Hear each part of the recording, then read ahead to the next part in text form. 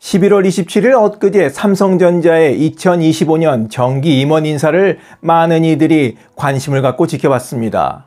지난 10월 기대치에 훨씬 못 미친 올해 3분기 실적에 사과까지 했었고, 더구나 임원 발표 전에 매스컴에서는 인사혁신, 인적 쇄신, 세대교체, 분위기 반전 등이 있을 거라며 기대심을 한껏 부풀리기도 했었거든요.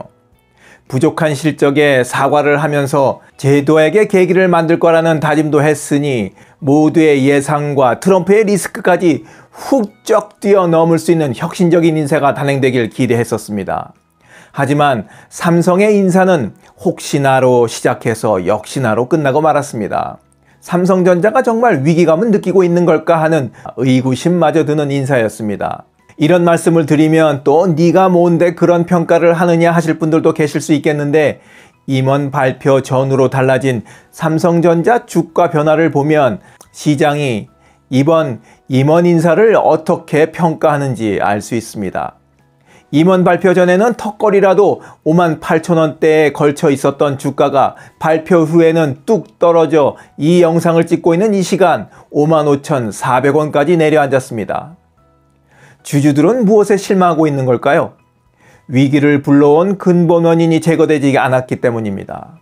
그간 삼성의 위기는 흔히 HH 혹은 서초로 불리는 사업지원 TF에서 비롯되었다고들 이야기합니다. 예전 미래전략실과 같은 역할을 하는 사업지원 TF가 들어선 이후 현장에서 바로바로 내렸던 신속한 의사결정은 사라지고, 보고서를 써서 파트에서 그룹으로, 그룹에서 팀으로, 팀에서 개발실, 개발실에서 부문장인 총괄, 총괄에서 서초로 이어지는 길고 긴 의사결정 루트를 거쳐야 했습니다. 사장급인 부문장이 OK를 해도 사업지원 TF에서 NO 하면 없던 일로 되어버린 일도 허다했습니다. 그런데다 엎친 데 덮친 격으로 사업지원 TF에서 지시하는 것이 있었는데 보고서를 쓸 때 초등학생도 알아들을 수 있게 쓰라는 것이었습니다. 반도체에 대한 전문 지식이 없는 재무나 기획 혹은 법무통인 임원들이 주도권을 잡고 있는 사업지원 TF다 보니 보고서에는 기술 용어를 최대한 쓰지 않아야 한다는 것이 불문율이었습니다. 도저히 기술 용어를 쓰지 않으면 안 되는 경우라면 밑에다 풀어서 다 써줘야 했을 정도입니다. 그래야 이해를 할 수 있었으니까요. 이들이 결정하는 기준은 오로지 원가와 매출 등과 같은 회계적인 숫자였습니다. 그러다 보니 기술 트렌드를 이끌기 위해 실패를 감수하는 현장의 실험정신, 도전정신은 꺾이기 마련이었죠.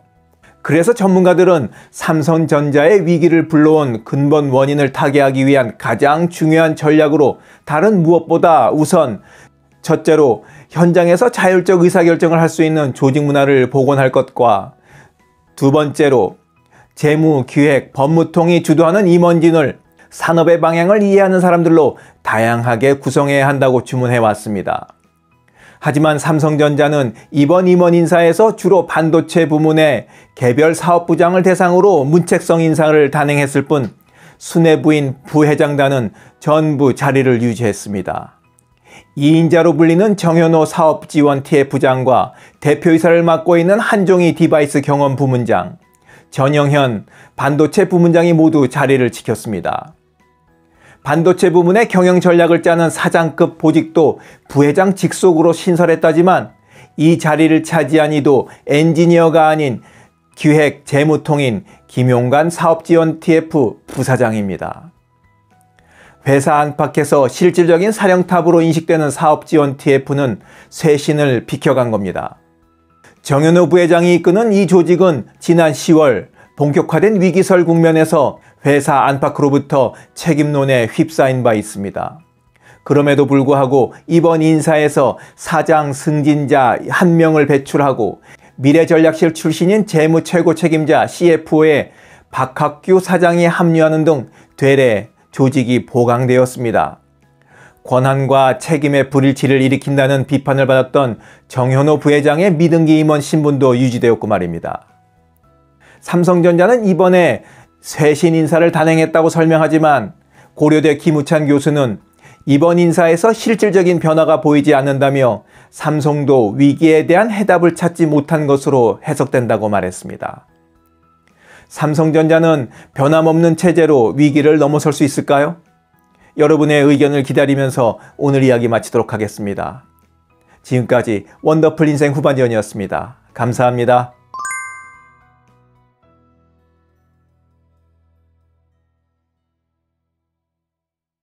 자랑질, 지적질, 아는 채, 있는 채 하는 사람들에게 지치셨죠?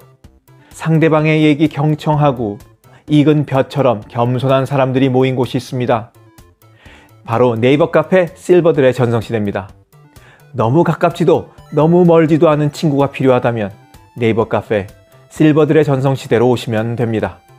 아래 댓글란 맨 위에 초대글을 올려놓을 테니까 클릭하고 들어오시면 아주 간단하게 회원가입이 됩니다. 아참, 냉소적이고 비아냥거리고 자기주장 강하고 남 얘기에 이죽거리는 분은 죄송하지만 절대 사양합니다.